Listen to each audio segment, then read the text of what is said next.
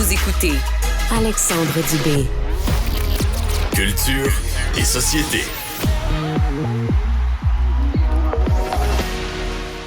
Depuis plusieurs semaines déjà, c'est impossible de partager du contenu d'information sur les plateformes de Meta, donc Facebook et Instagram. Ça fait suite au bras de fer entre les géants du web et le fédéral en ce qui concerne les redevances, finalement. Le fait que ces géants du web-là devraient payer leur juste part aux médias de l'information pour l'utilisation du contenu journalistique. Hugo Langlois est chroniqueur aux médias sociaux à Salut Bonjour Week-end. Salut Hugo!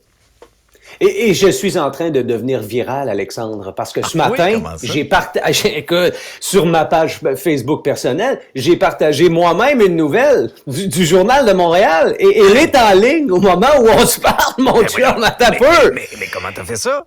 Let's go viral! Écoute, en fait, c'est qu'hier, on a un type, un gars qui a travaillé dans l'univers des médias puis qui a décidé de contourner cette histoire de blocage-là en disant Meta fait du bullying, Meta c'est de l'intimidation, Meta devrait partager le profit qu'il génère avec le partage de nouvelles en ligne et il devrait donc partager ces profits-là avec les salles de nouvelles. Le gars s'appelle Maxime Larivé-Roy et il a créé ce qu'on appelle Zuck Hub.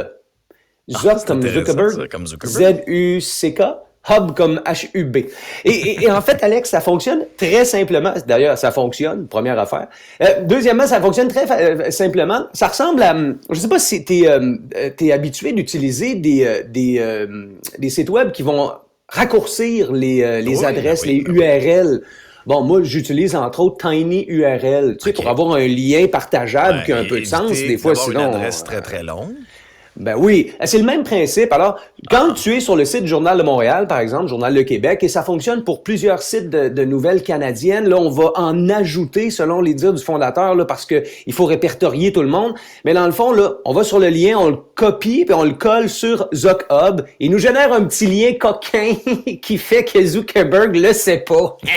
Fait que, moi, je l'ai essayé ce matin. Je suis pas le seul, j'en vois un peu passer, mais ce que je vois surtout, c'est le retour des gens qui commentent. Parce que là, je suis pas fou.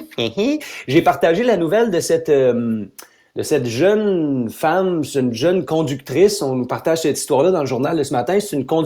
En tout cas, c'est une future conductrice qui a échoué le test de la Société de l'assurance automobile du Québec, le test théorique. Elle a échoué 120 fois. 120 fois, Alexandre. 120 fois. Alors, je me suis dit, tiens, c'est du bon contenu à partager. Et puis là, les commentaires, puis écoute, on est dans le Facebook de l'ancien temps, là. On retrouve du monde qui jase, puis tout le monde. Ça interpelle des gens, on a du fun. Ben oui, mais les gens se sont liés de ça. Un des plaisirs, c'était-tu de se pogner sur Facebook en dessous d'une nouvelle? Là, on va se le dire. Ben là, il y en a, oui. Mais en même temps, tu sais, on peut être poli, on peut en rire, on peut trouver que ça n'a pas d'allure, mais écoute, la nouvelle circule. C'est surtout ça l'affaire. Parce que il faut que l'information circule. Tu sais, je te parle du gars, Maxime Larivé-Roy, qui lui a créé ZuckHub, puis il dit, écoutez, moi, probablement que Meta va s'en rendre compte, probablement qu'ils vont bloquer mon site, mais j'ai d'autres noms de domaine qui sont disponibles, et on va jouer au chat et à la souris avec ça, parce que...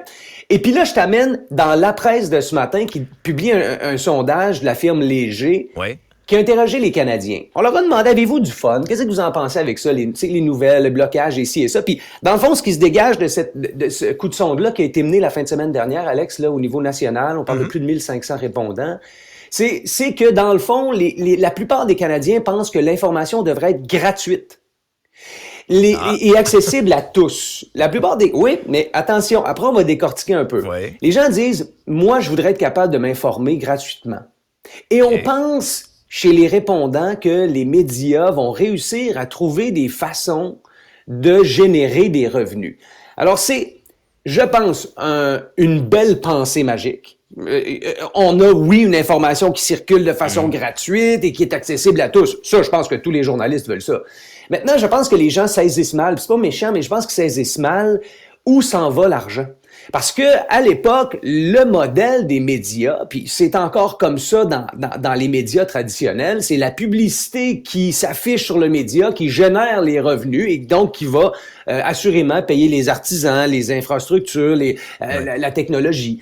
Mais c'est le problème qu'on a... Hugo, et c'est ce qui fait en sorte, Hugo, que l'information est, si on veut, là, accessible et gratuite, entre guillemets, aux gens. Ben oui. Ben oui, absolument. Tu sais, le site du Journal de Montréal, par exemple, là, la copie papier coûtait beaucoup plus cher, donc fallait de la publicité pour la distribuer ici et ça. Là, on a une plateforme en ligne qui est totalement gratuite sur le site du Journal de Montréal.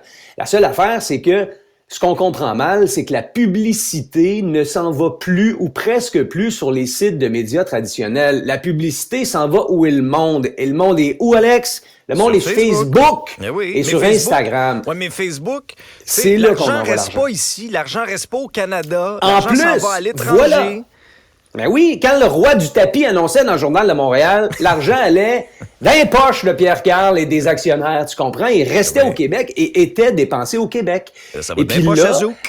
Ben, ça s'en va dans les poches californiennes, puis ça paye des villas puis des affaires.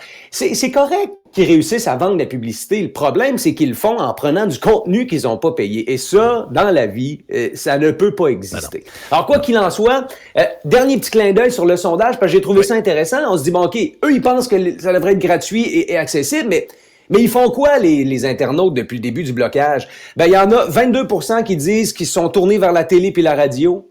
20% qui se sont tournés vers les sites web gratuits des grands médias. Puis, il y en a à peu près 6% qui se sont abonnés à des médias qui nécessitent des abonnements payants. Ça, c'est vraiment un modèle qui est plus difficile. Quand c'est sur le web, il faut que ce soit gratis. Oui. Mais Hugo, moi, de ce que je retiens aussi des chiffres que tu nous as donnés, c'est qu'il y a certaines personnes, OK, qui ont fait l'effort, qui vont s'informer à la source. Mais j'ai l'impression qu'il y a bien des gens qui ont cessé de s'informer. Et ça, c'est inquiétant dans notre société. Ils n'ont juste pas remarqué exactement que l'information circule. Puis en tout cas, si vous voulez être viral, là, vous allez sur ma page Facebook, j'ai une nouvelle. Je veux pas me vanter, mais je partage des nouvelles, moi. Fait que... Okay. Parfait. On va aller voir ça. C'est assez incroyable, cette histoire-là. Je sais pas comment on peut échouer un test de conduite 120 fois. Là. Ça me dépasse. Merci, Hugo. Test théorique, là. En plus, on parle pas de parallèle. Bye. Non!